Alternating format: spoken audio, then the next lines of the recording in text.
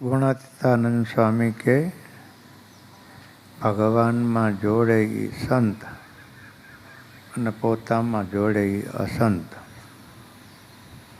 મારા બધાએ પૂર્વ વક્તાઓએ અને છેલ્લે અર્પિતે સ્વામીના જીવનની ઝાંખી આપી.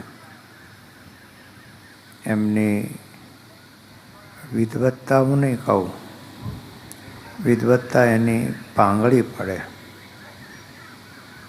સ્વામી બ્રહ્મસ્વામી છે ને એ રાષ્ટ્રીય સંસ્કૃત સંસ્થાન ન્યૂ દિલ્હી અને સોમનાથ યુનિવર્સિટીના સ્નાતક હતા. ડૉક્ટરેટ પદવી લીધેલી હતી. પણ પૂજ્ય હરિસ્વરૂપ સ્વામી સ્વયંભૂ ભગવાન સ્વામિનારાયણ યુનિવર્સિટીના સંત હતા. એ કોઈ પાઠશાળામાં કે કોઈ વેદાંતનો અભ્યાસ નહીં કર્યો હોવા છતાંય પણ વેદાંતની આવી ગહન વાતો કરનારા ધર્મ જગતમાં, સંપ્રદાયમાં નહીં પણ ધર્મ જગતમાં કોઈ પણ સંત હોય તો પૂજ્ય હરિસ્વરૂપ સ્વામી હતા. આટલું મહાન વ્યક્તિત્વ એમની સાથે જોડાયેલો ખૂબ મોટો યુવા વર્ગ. સ્વામિનારાયણ સંપ્રદાયના અન્ય ભાઈઓ પણ સ્વામીના પ્રવચન સાંભળીને ભગવાન સ્વામિનારાયણને ભગવાન તરીકે સ્વીકાર્યા. સ્વામિનારાયણ સંપ્રદાયની કંઠીઓ બાંધી સ્વામિનારાયણ ભગવાનના આશ્રિત થયા. સ્વામિનારાયણ ભગવાનનું ભજન કરતા થયા. એટલે સ્વાભાવિક છે બધાને એમ લે કે હું મારે ગુરુ તરીકે હરિસ્વરૂપ સ્વામીને ધારણ કરવા છે. એ અહીંયા બેઠેલાનો સેવક વર્ગ બેઠો છે, ખાસ કરીને અમારે બીજલ સોની બેઠો છે અને ખ્યાલ છે. આટલા વર્ષોથી ક્યારેય પણ કોઈ પણ સ્વામી પાસે કંઠી બંધાવવા આવે, જ્યારે પુરાણી સ્વામી હતા તો પુરાણી સ્વામી પાસે મોકલે, કાં માધવપ્રી સ્વામી મોકલે, કાં મારી પાસે. મેં અનેકને કંઠી હરિસ્વરૂપ સ્વામીના માધ્યમથી કંઠી બંધાવી છે. એને કોઈ કંઠીવાળા ભગત પોતાના કર્યા નથી. આ એક મોટી મહાન સિદ્ધિ છે. અને એમને કાયમને માટે સંસ્થામાં જોડ્યા છે, ભગવાન સ્વામિનારાયણમાં જોડ્યા છે, સંસ્થાના આગેવાન સંતો સાથે જોડ્યા છે. હમણાં જ પૂજ્ય સ્વામીની બાયપાસ સર્જરી કરાવી. હમણાં સ્વામી જ્યારે અનશન ઉપર ઉતર્યા ત્યારે બધા સેવકો સાથે બેઠા હતા. એમાં અમારે જતીને કીધું કે સ્વામી પૂજ્ય માધવપુરી સ્વામીને બાયપાસ બધાને સ્વામી કે તમે ભજન કરજો, જનમંગલના પાઠ કરજો, વંદુના પાઠ કરજો, પૂજ્ય સ્વામીને જલ્દી સારું થઈ જાય. આવી જેમની એક નિષ્પ્રેહી નહીતર 5 જણા માનમાં મળે ને એટલે હાથમાં ન રહેવાય એવી પરિસ્થિતિ થાય. પણ છતાંય હમણાં જે અર્પતે સ્વામીની જીવનયાત્રાની બહુ સરસ મજાની વાત કરી કે જોગી સ્વામી ધામમાં ગયા પછી સતત એ ઉદાસ રહેતા હતા અને સતત મહારાજ પાસે માગણી કરતા હતા. પણ મહારાજે કીધું ને, મારી મરજી વિના રે કોઈથી તરણું નવ તોડાય એમ મને જાણજો. હંમેશા સુપ્રીમ પાવર છે ને એ ભગવાન છે. એમના અનન્ય સંત હતા, એમને વરેલા સંત હતા. તો કેટલાય વર્ષો સુધી સ્પિયરી સ્વામી, પુરાણી સ્વામી, જોગી સ્વામી, નારાયણ ભગત, રવજી ભગત આ બધાએ ગયા ને. ત્યાર પછી એક જાણે એનો પરિપાક આવ્યો હોય ને એવી ચરમસીમાએ પહોંચ્યા પછી સ્વતંત્ર થકા પોતાના શરીરને છોડ્યું એની વાત કરી. આવા સંત આપણી વચ્ચે વર્ષો સુધી રહીને આપણને સત્સંગના પિયુષ પાયા છે ને. હવે કોઈ અવાડા બોટવા ન જતા. આવા મહારાજ, આવું સ્થાન, આવા સંતો.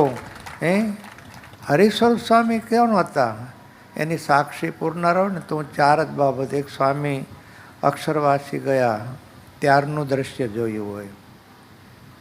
સ્વામીનો અંત્યેષ્ટિ સંસ્કાર ગઢપુરમાં કર્યો, ગરડાની બજારમાં કે માણસ સમાતો નહોતું. હમણાં ગઈકાલે જ નર્મદામાં અસ્થિ વિસર્જન કર્યા ત્યારે પણ 500-700 હરિભક્તો એ પરિસ્થિતિમાં હાજર હતા. અને આજે હજારો માણસોની હાજરીમાં, આટલા સંતોની હાજરીમાં આ બંને સંતને જે શ્રદ્ધાસુમન અપાય છે. બ્રહ્મસ્વામી તો છે ને એક સંસ્થાનું છૂપું 16 વલ્લું ઘરેણું હતું. એની નિષ્પ્રિયતા, નિર્માણ મોહા જીતસંગ દોષા અધ્યાત્મ નિત્યા પંચવ્રતે પૂરા શુરા પ્રભુને સંભાળતા. એ પંચવર્તમાન યુક્ત એ યુવાન સંત જાણે પૂર્વનું અધૂરું પૂરું કરવા આવ્યા હોય ને એવી સ્થિતિમાં વર્તનારા. અને આત્મબળ, મેં મારી જિંદગીમાં 78 વર્ષની અંદર આત્મબળવાળો સાધુ કોઈ યુવાન સંતને જોયો તો મેં બ્રહ્મસ્વરૂપ સ્વામીને જોયેલા છે. સ્વામીને ક્યારે પણ પૂછો, એની પરિસ્થિતિ અહીંથી એટલે જાય તો ત્યાં બેસી જાય, નથી પહેલી બાજુ જાય તો મંદિરના પગથિયે 4 હપ્તા કરે ત્યારે હોસ્પિટલમાં પહોંચે. આવી પરિસ્થિતિ પણ બેઠા હોય ને તો કરના કાંઈ નથી, થોડીક નબળાઈ છે કે બસ આટલી જ વાત કર્યો. હું છેલ્લે હમણાં ધામમાં ગયા, અઠવાડિયા પહેલાં હું દ્રોણેશ્વર ડૉક્ટર દમણિયા સાહેબને બતાવવા ગયો અને સાહેબની દવા લઈને આવ્યો. એટલે હું દરરોજ સાંજે અમારે સુખવલ્લભ સ્વામી છે એમને એની સેવાનું ધ્યાન રાખવાનું કીધેલું. એટલે જ્યારે ફોન કરું તો સ્વામી સારું છે, થોડી નબળાઈ છે, થોડું સારું છે, નબળાઈ છે. આ સિવાય એમને કોઈ દી આય હોય કાંઈ ક્યારેય પણ કર્યું નથી. આવા સંતો છે ને ધોળે દિવસે દીવો લઈને ગોતવા જાવ ને તોય ભક્તો મળે નહીં. એવા આજે બંને સંતોને શ્રદ્ધા સુમન અર્પણ કરવા માટે આપણે એકત્ર થયા છીએ. તો એક સંસ્થાના જવાબદાર સાધુ તરીકે આટલા સંતોએ કૃપા કરી અમને જે આશ્વાસન, હૂંફ, બળ આપ્યું છે એમાં એમના બધા સેવક ભક્તોને પણ જે આશ્વાસન ને હૂંફ આપ્યું છે. તો આ બધા સંતો ને બધા આગેવાનો, આ બધા આગલી 4-5 હરોળમાં બેઠેલા ધુરંધર આગેવાન ભક્તજનો અને ખૂબ મોટી સંખ્યામાં પૂજ્ય સાંખ્યોગી માતાઓ આ પ્રસંગે આપીને અમને જે બળ પૂરું પાડ્યું છે એ બદલ હું બધાનો આભાર માનું છું.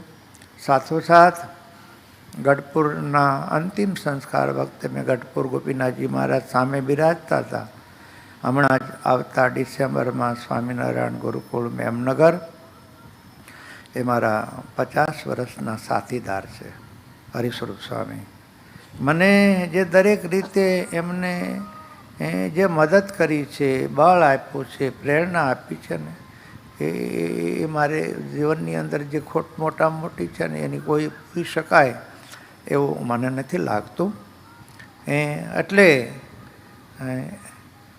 સ્વામિનારાયણ ગુરુકુળનો સુવર્ણ જયંતિ મહોત્સવની સાથોસાથ પૂજ્ય હરિસ્વરૂપ સ્વામીનો પણ સ્મૃતિ મહોત્સવ એ જ ટાઈમે ધામધૂમથી આપણે ઉજવવાનો છે.